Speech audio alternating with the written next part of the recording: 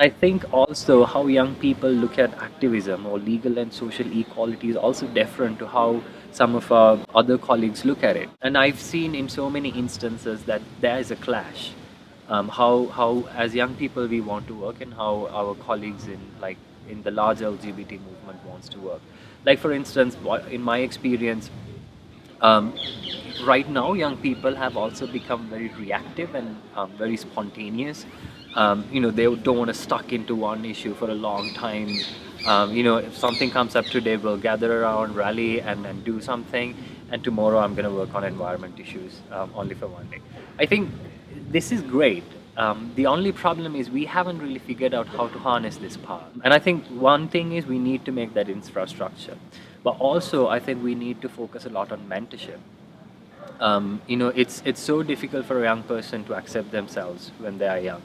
It's so difficult for that young persons to get into working on legal and social justice issues because nobody talks about these things in schools. Your parents don't talk to you, so you need somebody holding your hand and telling you, you know what, this is the issue, this is how you work. And at one point, like, okay, now you know, take it on, do your work, and we'll be supporting you. I think what we also miss a lot is a mentorship for young people.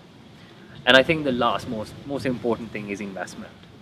Investment not only in terms of money and funds, but investment in terms of energy, time, support, mentorship, advice, and all of that. We need to bring all these three things together if we really want to engage them deliberately and consciously in the legal and social equality movement for the LGBT community.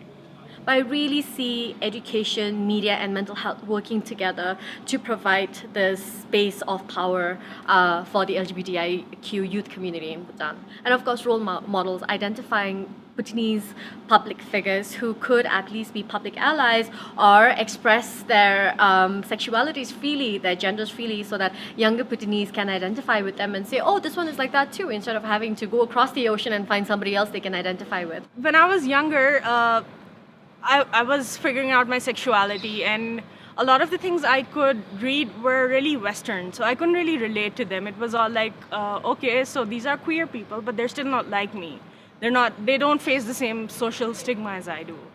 And that made me think, what if there were stories out there that I could relate to? And then I was like, okay, so I didn't get that, but I would like to create that space for younger people so they have something that they can relate to. So I'm currently running a queerlit magazine. So we focus on fiction, which is short stories and poetry and artwork, and which it's just focused on queer content. Our main focus is our main source is Pakistan, India, Sri Lanka, and then a lot of writers from Nigeria, and therefore readership as well.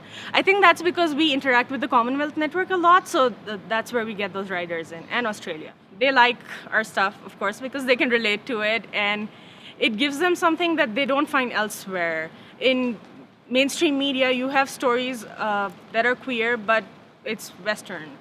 So our readers feel like they have a safe space with Outcast, and they can find people that they can talk to and just feel comfortable with.